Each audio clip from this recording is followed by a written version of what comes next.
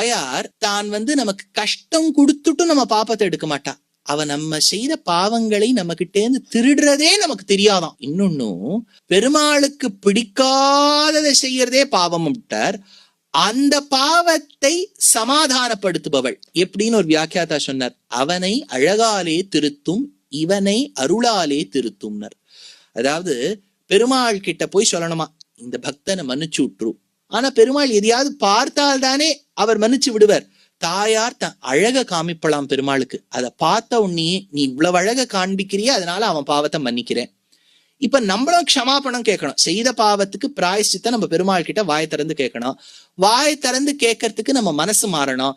மனசு மாறுறதுக்கு அனுகிரகம் வேணும். அதனால தாயார் தன்னுடைய அனுகிரகத்தால நம்ம கட்டாட்சிப்பள், மனசு மாறிடும். பெருமாள் கிட்ட வாய் திறந்து மன்னிச்சுடுன்னு கேட்டுவோம்.